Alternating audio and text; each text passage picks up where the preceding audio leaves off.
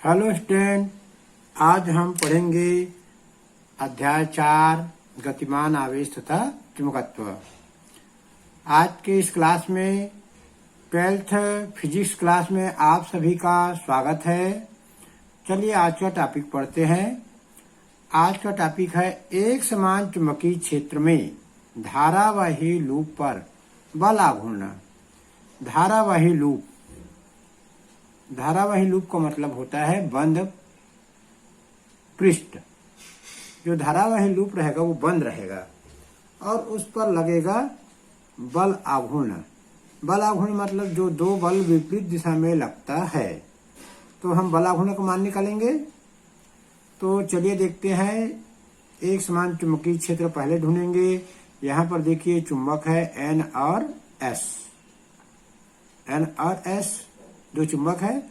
तो चुंबक में बल रेखा जो है जाती है N ध्रुव से S ध्रुव की ओर। तो ये बल रेखा दिख रहा है। समान दूरी पर बल रेखाएं हैं और एक दूसरे के समांतर है, तो इनको कहेंगे एक समान चुंबकीय क्षेत्र। B से दर्शाया गया है। चुंबकीय क्षेत्र की बल रेखा यहाँ दिख रही है और इस दोनों चुंबक के ध्रुवखंडों के बीच एक धारावाही आयताकार लूप PQRS को रख देते हैं।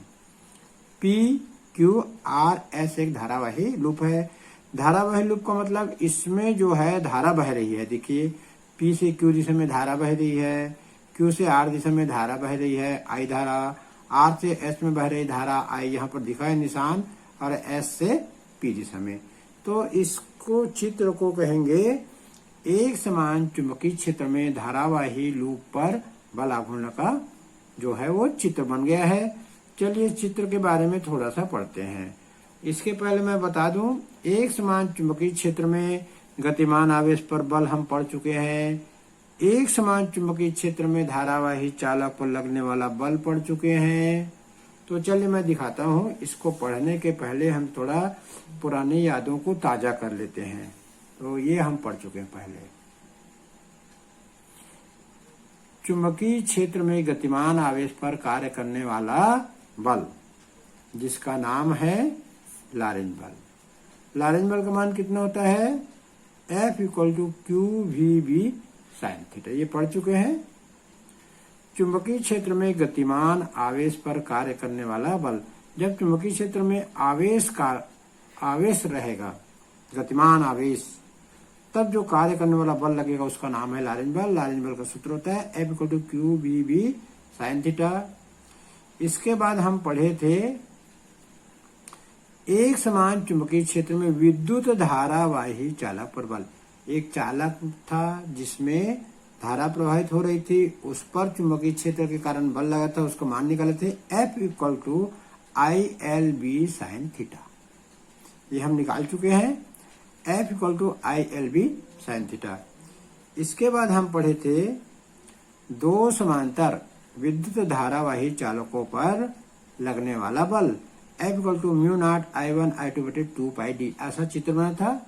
धारा एक दिशा में बह रही है और एक बार धारा विपरीत दिशा में बहती है।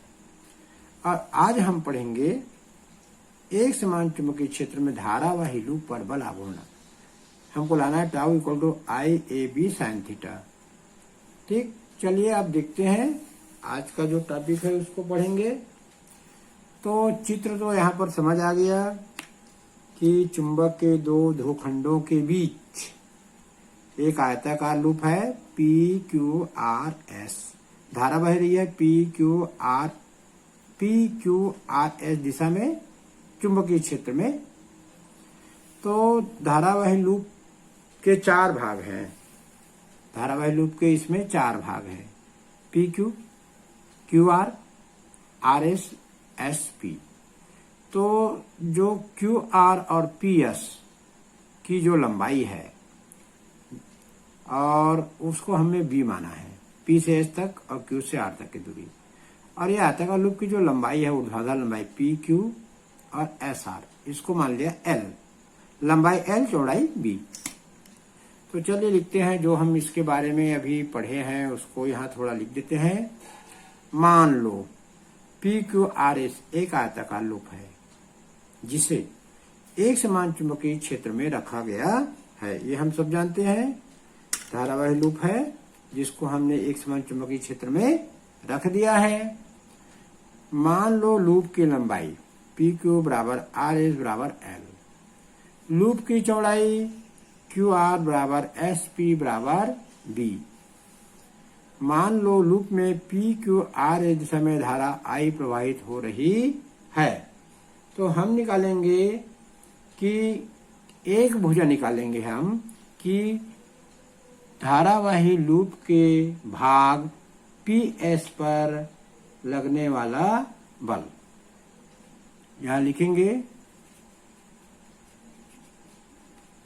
धारावाही लूप के भाग PS में कार्य करने वाला बल, PS में लगने वाला, धारावाही लूप के भाग PS में लगने वाला बल। तो ये हम जानते हैं ILB साइन थीटा, इसका सूत्र लगेगा ILB धारावाही चालक पर लगने वाला बल एक समान चुंबकीय क्षेत्र में, जिसका सूत्र आता है ILB साइन थीटा। धारावाही लूप के भाग PS, यह थीटा जो है चुंबकीय क्षेत्र और धारा की दिशा के बीच लगने वाला बल है। चित्र में देखेंगे चुंबकीय क्षेत्र की दिशा और ये PS की दिशा विपरीत दिशा है S से P, तो इनके बीच में S से P की दिशा और हम देखते हैं चुंबकीय क्षेत्र की दिशा विपरीत है।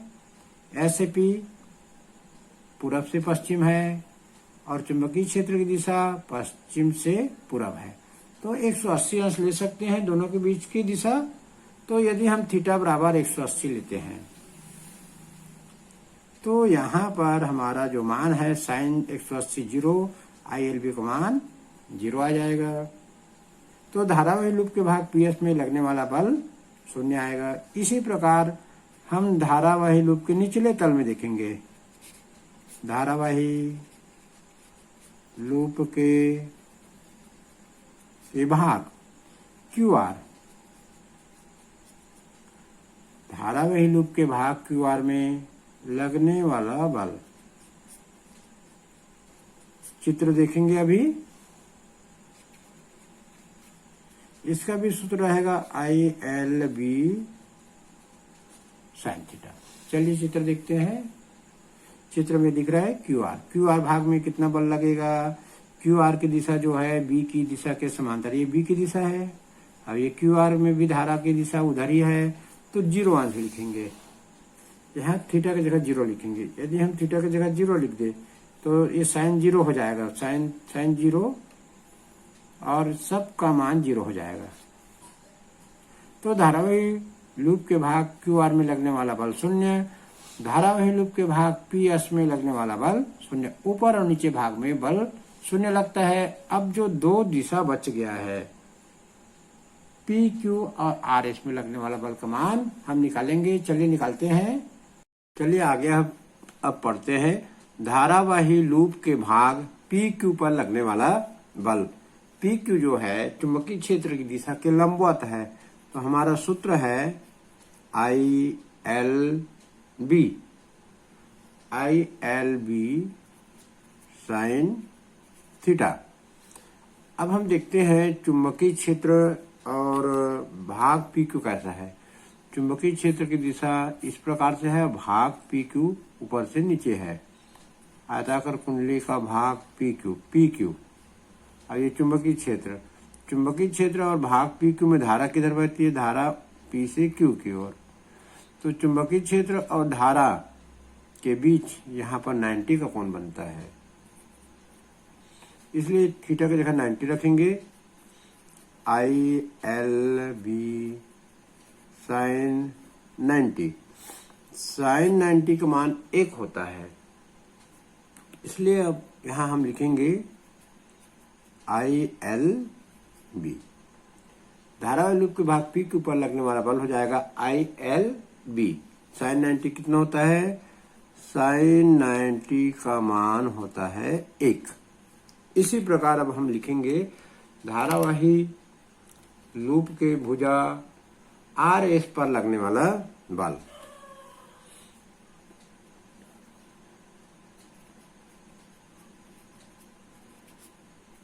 धारावाही लूप के भुजा आर एस पर लगने वाला बल। तो धारावाही भुजा जो है आर एस जो है चुंबकीय क्षेत्र के लंबवत है। यहाँ चित्र में देखेंगे ये आर और एस भुजा हो गया। आर एस भुजा भी चुंबकीय क्षेत्र के लंबवत है। 90 अंश कोण बनता है दोनों के बीच। चुंबकीय क्षेत्र आर एस भुजा में धारा किधर बहती है? आर से एस की ओर। आर एस भुजा में धारा किधर बहती है? आर से एस की ओर। चुंबकीय क्षेत्र कैसा है? पश्चिम से पूरब। धारा कैसे बह रही है? दक्षिण से उत्तर। दोनों के बीच चुंबकीय क्षेत्र और धारा के बीच 90 अंश कोण है। तो यहां लिखेंगे भुजा आर एस पर लगने वाला बल I L B sine theta. Theta 90 रखेंगे। आई एल बी साइन 90 रख दिए।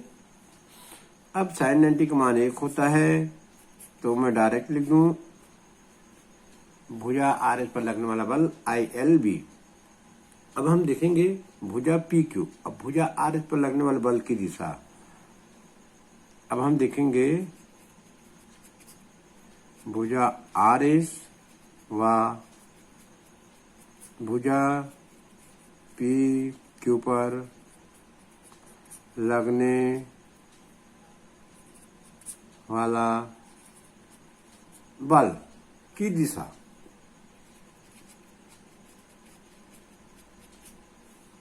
हम लोग देखेंगे यह चित्र बना के। नया चित्र बनाना पड़ेगा। जब हमारा जो आयताकार loop p q r S जब घूमेगा, जब उस पर बल लगेगा तो वो कैसा होगा? वो रोटेट होगा अपने जगह पे। तो हम रोटेट की स्थिति में चित्र को बनाएंगे। ये हमने बना लिया। रोटेट की स्थिति में जो आयताकार भुजा पी क्यू जो है कैसे रोटेट होगा? ये पी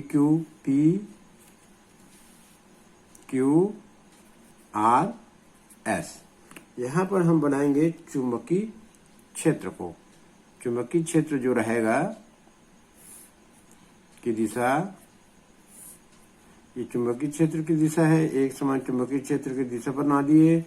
इसमें जो है आयताकार धारावाही loop p q r s में धारा बहेगी। धारा बहती पी से क्यू, क्यू से आर, आर से एस, एस से पी। अब ये जो है इस पे बल लगेगा। क्यू आर भुजा पर बल शून्य रहता है, हम निकाल के देख चुके हैं। पी एस भुजा पर देखते हैं बल निकल के शून्य है। पी क्यू भुजा पर बल लगता है I L B. R S भुजा पर लगता है बल आई एल बी। इन दो भुजाओं पर चुंबकीय क्षेत्र के कारण बल लगता है। ऊपर पी एस भुजा पर बल शून्य, क्यू आर भुजा पर बल शून्य। अब हम देखेंगे कि पी क्यू भुजा पर बल की दिशा क्या होती है, आर एस भुजा पर बल की दिशा क्या होती है। चलिए देखते हैं। तो बल की दिशा देखने के लिए हम लगाएंगे यहाँ पर फ्लेमिंग के बाएं हाथ के नियम। फ्लेमिंग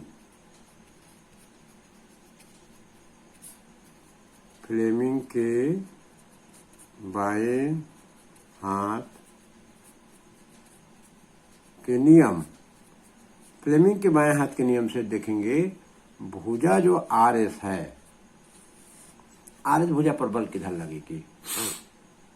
तो फ्लेमिंग का बाएं हाथ का नियम क्या कहता है? फ्लेमिंग का बाएं हाथ का नियम कहता है यदि जो है चुंबकीय क्षेत्र हमारी बाएं हाथ को इस प्रकार फैलाएंगे। फ्लेमिंग के बाएं हाथ के नियम से आर एस भुजा पर जो लगने वाली बल होगी वो होगी कागज के तल के लंबवत नीचे। ये आर एस भुजा पर चुंबकीय क्षेत्र की दिशा, चुंबकीय क्षेत्र की दिशा में हम अपनी तर्जनी को रखेंगे, बाएं हाथ की तर्जनी को, और ये जो आवेश चल रही है, जो धारा चल रही है, उसकी दिशा में हम मध्यमा अंगुली को रखेंगे, बाएं हाथ की तर्जनी को चुंबकीय क्षेत्र की दिशा में रखेंगे, तर्जनी को, और जो धारा की दिशा में हमारे बाएं हाथ की उंगली के मध्यमा को रखेंगे, तो हमारा जो अंगूठा होगा वो धारा, जो अंगूठा जो होगा वो बल की दिशा बताएगा। अंगूठा जो है ये आर एस भुजा के लंबवत नीचे की ओर होगी। इसी प्रकार से फ्लेमिंग के बाएं हाथ के नियम से,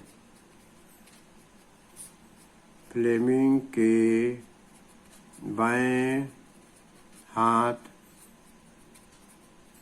के नियम से पी क्यू भुजा पर लगने वाला बल कैसा होगा। तो पी क्यू भुजा पर लगने वाला बल जो है कागज के तल के लंबवत ऊपर की ओर होगा, कागज के तल के लंबवत ऊपर की ओर होगा। तो इसको दिखाने के लिए कागज के तल के लंबवत ऊपर की ओर होगा, तो हम बल को दिखाएंगे ऊपर, और आर एस भुजा पर कागज के तल के लंबवत नीचे की ओर बल लगेगा, उसको दिखाएंगे इस प्रकार से। तो घूमेगा कैसे, ये जो आयताकार लूप है, जब इस पर दो बल लगेगा, इसमें आर एस भुजा पर कागज के तल के लंबवत नीचे की ओर, पी क्यू भुजा पर बल लगेगा कागज के तल के लंबवत ऊपर की ओर, तो ये पी क्यू आर एस जो है आयताकार कुंडली कैसे घूमेगा। तो यहाँ पर हमको एक अक्ष बनाना पड़ेगा।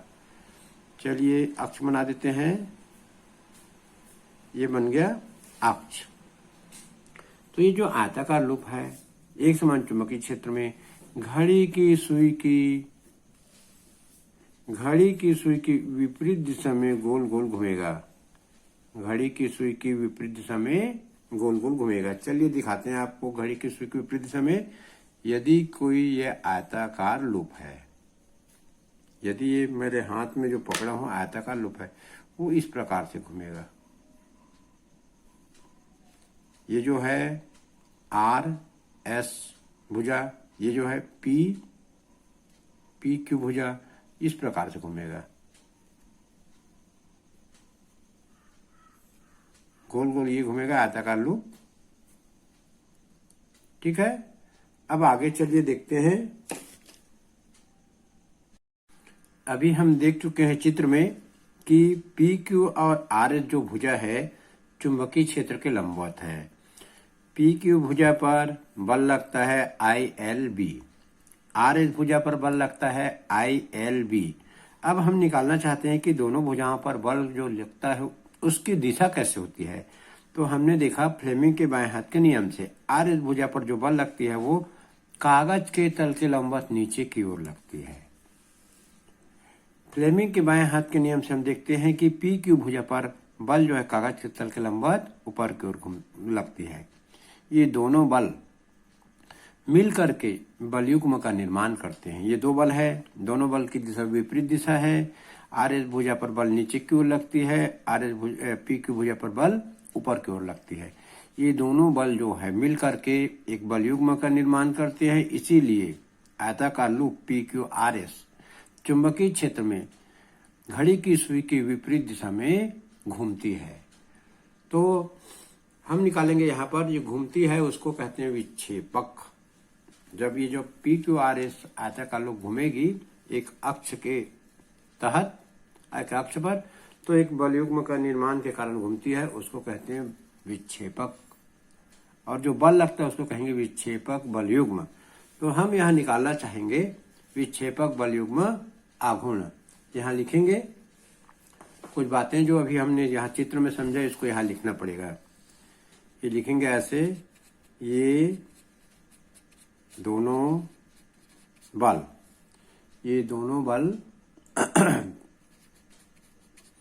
परिमाण में बराबर है। मतलब दोनों बल जो लगता है उसका मान है ILB। ये दोनों बल परिमाण में बराबर है तथा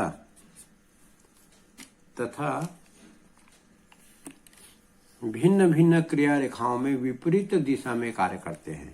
इनकी क्रिया रेखा अलग है ये जो बल है, यहाँ मान ले हमने ले लिया बल F3, मान ले यहाँ बल ले लिया F4, तो इनकी जो क्रिया रेखा, इनकी क्रिया रेखा यहाँ पर है, इस बल की क्रिया रेखा यहाँ पर है। तो यहाँ लिखेंगे तथा ये भिन्न भिन्न क्रिया रेखाओं पर, ये भिन्न भिन्न क्रिया रेखाओं में विपरीत दिशा में कार्य, ये भिन्न भिन्न क्रिया रेखाओं में विपरीत दिशा में कार्य करते हैं।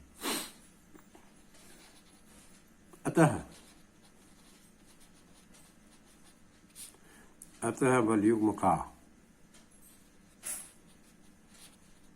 निर्माण, अतः बलयुग्म का निर्माण करते हैं, जिससे जो लूप है विक्षेपित हो जाएगा, जिससे लूप विक्षेपित हो जाएगा। अतः इस बलयुग्म को विक्षेपक बलयुग्म कहते हैं। अतः इस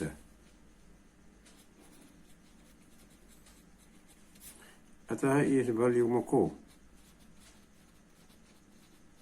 विक्षेपक बलयुग्म कहते हैं। अतः इस बलयुग्म को विक्षेपक बलयुग्म कहते हैं। अब हम विक्षेपक बलयुग्म का मान निकालेंगे। चलिए अब हम निकालेंगे विक्षेपक बलयुग्म आघूर्ण। विक्षेपक बल आघूर्ण बनेगा दोनों बल के कारण। बिंदु S और बिंदु P पर दोनों बल लगता है। S पर कागज के तल के लंबवत नीचे की ओर, P पर कागज के तल के लंबवत ऊपर की ओर बल लगता है। और इनकी जो क्रिया रेखा है, बल की क्रिया रेखा हम देखेंगे। बिंदु P पर बल की क्रिया रेखा के लिए ऐसा बल की क्रिया रेखा बना देंगे और इसी प्रकार से S बिंदु पर बल की क्रिया रेखा बना देंगे। यह है बल की क्रिया रेखा। बल की क्रिया रेखा दोनों का अलग अलग है। तो हम निकालना चाहते हैं विक्षेपक बल आघूर्ण। एक बल गुणित दोनों बलों के बीच की लंबवत दूरी। एक बल हम लोग निकाल चुके हैं ILB, दोनों बलों के बीच की लंबवत दूरी। एक बल यहाँ पर लगता है और दूसरा बल यहाँ पर लगता है। दोनों बलों के बीच की हम लोग लंबवत दूरी निकालेंगे। ये जो दूरी है वो लंबवत नहीं है, ये लंबवत दूरी ऐसा आएगा सीधा। तो दोनों बलों के बीच की लंबवत दूरी निकालने के लिए हम चित्र बनाएंगे। आयताकार लूप PQRS। लेकिन ये PQRS लूप को हम ऊपर से देखेंगे, यहां से देखेंगे तो ये इस प्रकार से दिखेगा। PS भुजा ऊपर दिखेगा और हमारा जो नीचे का भुजा है QR नहीं दिखेगा। तो यहाँ पर जो बल लगता है उसकी दिशा हम दिखाएंगे कागज के तल के लंबवत नीचे, लेकिन हम दिखा नहीं पाएंगे इसलिए ऐसा दिशा दिखाएंगे। यहाँ पर बल की क्रिया रेखा में दिशा को दिखाएंगे। बिंदु P पर बल की क्रिया रेखा की दिशा को दिखाएंगे। ये कागज के तल के लंबवत ऊपर की ओर। अब ये जो तल है PS तल के अभिलंब में एक रेखा खींचेंगे, क्योंकि हमको निकालना है दोनों बलों के बीच की लंबवत दूरी निकालना है। तो हम जो है भुजा PS पर लंब खींचेंगे। लंब कुछ इस प्रकार से होगा।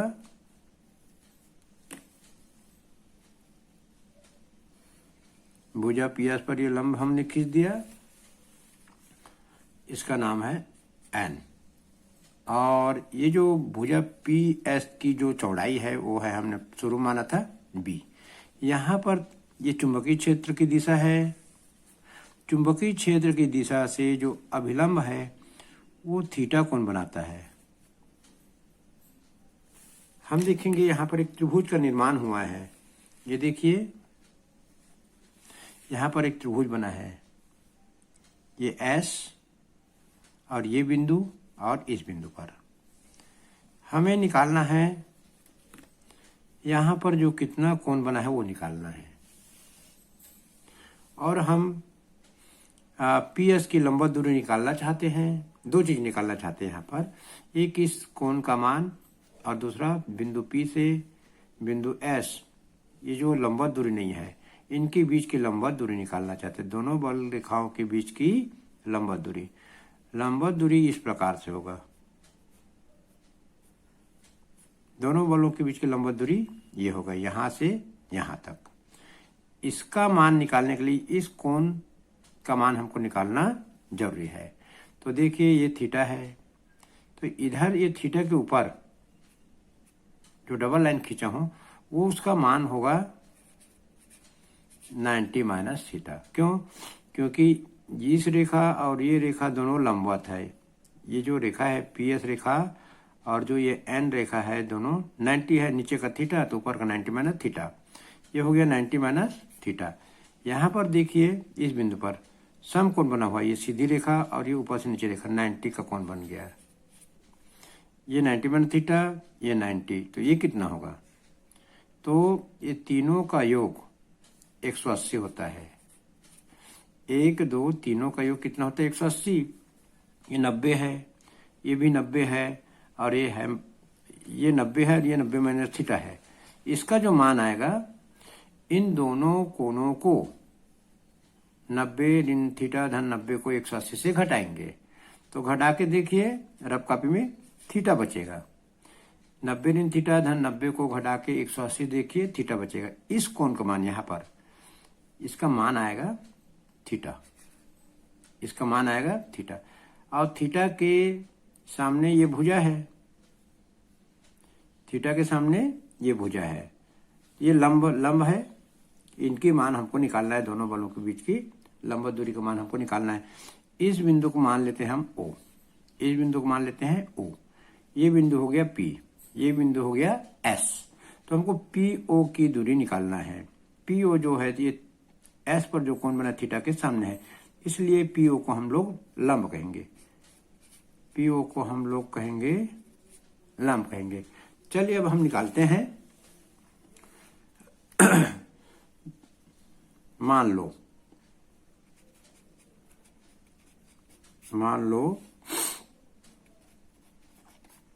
लूप के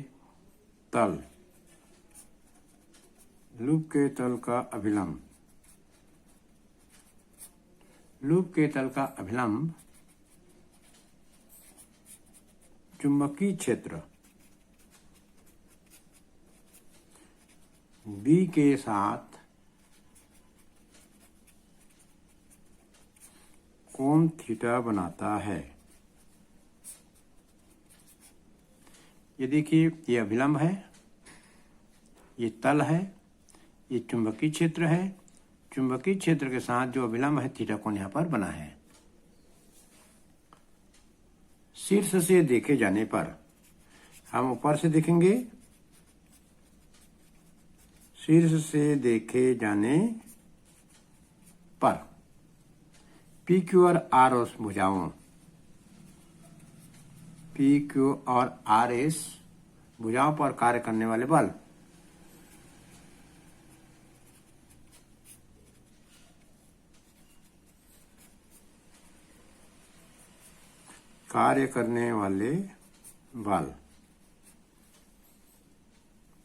चित्र की भांति दिखाई देंगे। भुजा पी क्यू और आर एस पर कार्य करने वाले बल चित्र में दिखाई देंगे। देखो चित्र में पी बिंदु पर कार्य करने वाले बल, एस बिंदु पर कार्य करने वाला बल चित्र में चित्र की भांति दिखाई देंगे।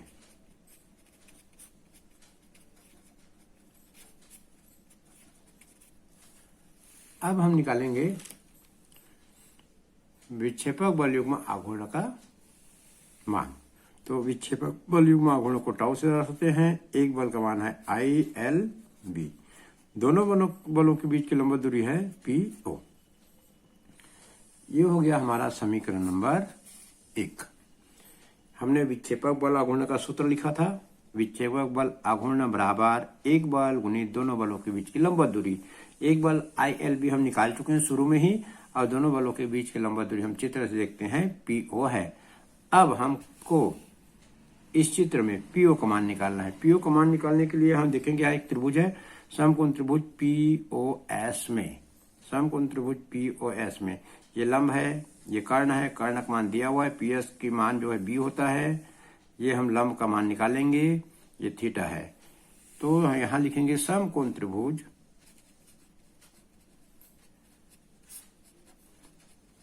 पीओएस में, समकोण त्रिभुज पीओएस में हम लोग साइन थीटा का सूत्र लगाएंगे क्योंकि हमको लंब का मान निकालना है। तो साइन थीटा बराबर होता है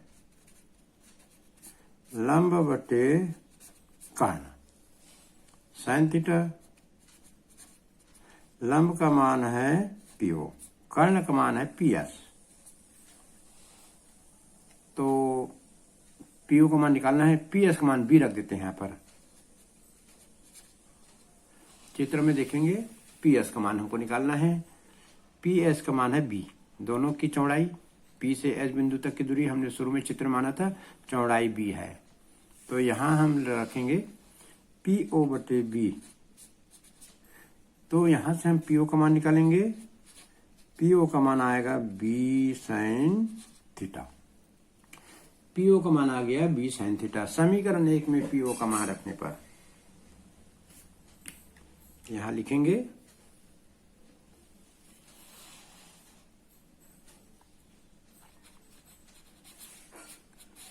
समीकरण 1 में पीओ का मान रखने पर, समीकरण 1 को यहां लिख देता हूं, क्या है, टाउ बराबर आई एल बी गुणित पीओ। ये समीकरण 1 है। टाउ बराबर आई एल बी, एक बल गुणित दोनों बलों की लंबवत दूरी, दोनों बलों के बीच की लंबवत दूरी पीओ का मान आ गया बी साइन थीटा। यहां पर हम लोग लिखेंगे बी साइन थीटा। समीकरण 1 हमारा ये है, टाउ बराबर आई एल बी गुणित पीओ। विक्षेपक बल आघूर्ण बराबर एक बल गुणित दोनों बलों के बीच की लंबवत दूरी। अभी हमने निकाला है पीओ का मान बी साइन थीटा, यहां रख देंगे। टाउ बराबर आई एल बी गुणित बी साइन थीटा। अब हम इसको थोड़ा एडजस्ट करके लिखेंगे, एडजस्ट करके लिखेंगे तो इसको इस प्रकार से लिख सकते हैं, टाउ बराबर आई बी गुणित एल गुणित बी, और ये हो जाएगा साइन थीटा। ये एल को और बी को हमने पास पास रख दिया। तो हम लोग जानते हैं एल जो है आयताकार लूप की लंबाई है, एल जो है आयताकार लूप की क्या है, लंबाई है। बी क्या है, आयताकार लूप की चौड़ाई है। तो ये दोनों को गुना कर देंगे, लंबाई गुणित चौड़ाई, तो बन जाएगा क्षेत्रफल बन जाएगा। तो हम एल गुणित बी के जगह ए रख सकते हैं। एल आयताकार लूप की लंबाई, बी आयताकार लूप की चौड़ाई, ए जो है आयताकार लूप का क्षेत्रफल बन जाएगा। यहां लिखेंगे क्योंकि ए बराबर एल गुणित बी, लूप का क्षेत्रफल